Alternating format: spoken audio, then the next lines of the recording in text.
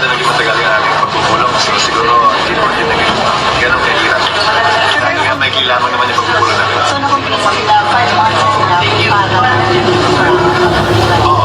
At ang ebidensya niya, nag-confirm sila sa bicameral conference. Sir, walang blanco. Meron yung number. Okay. Sir, SP, kailangan ba ng supplemental budget ng COMELEC?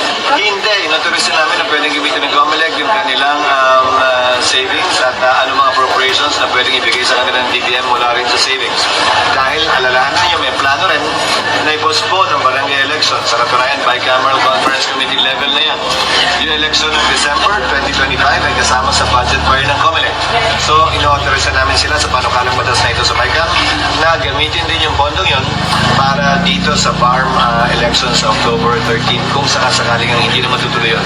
Ayoko lang pangunahan dahil hindi pa opisyal na pasado na magkabilang kamara yan sa bicameral conference.